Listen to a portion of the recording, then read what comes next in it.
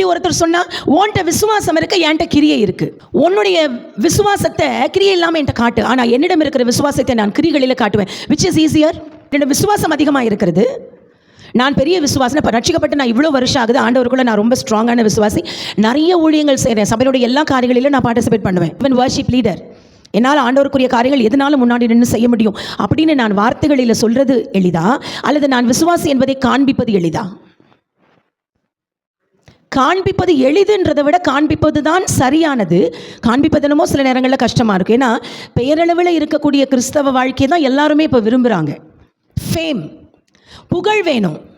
நான் எப்படிப்பட்டவன் என்பதை மற்றவர்கள் பார்த்து என்னை ஜட்ஜ் பண்ணணும். என்னை பார்த்து என்ன சொல்லணும், நீ நல்லா பாடுறாங்களே, பியூட்டிஃபுல்லாக பாடுறீங்களே அப்படின்னு சொல்லணும், ரொம்ப அழகாக வர்ஷிப் பண்ணீங்களே அப்படின்னு சொல்லணும். ஸோ எனக்கு என்ன எதிர்பார்ப்பு இருக்குன்னா, மற்றவர்கள் முன்னிலையில் நான் என்னை எப்படி காண்பித்துக் கொள்கிறேன், ஆனால் என்னிடம் இருக்கிற விசுவாசத்தை நான் எப்படி காண்பிக்கிறேன் என்பது என்னுடைய ஆக்டிவிட்டீஸில் தெரியும், என்னுடைய கிரியைகளில் தான் தெரியும். என்னிடம் விசுவாசம் இருக்கிறது, நான் ஒரு விசுவாசி, என் ஆவிக்குள்ள வளர்ந்தவன் என்று சொல்லப்படும் பொழுது நான் எப்படிப்பட்டவன் என்பதை என் கிரியைகளில் காட்ட முடியும்.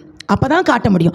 ஸோ ஒருத்தர் வந்து இப்படி கேட்டுட்டா, நீங்களாம் விசுவாசியா, ஒரு கிரியையும் காணுமேன்னு ஒரு ஆள் என்னை வந்து கேட்குற அளவுக்கு நான் என்ன செஞ்சிடக்கூடாது, வச்சிடக்கூடாது.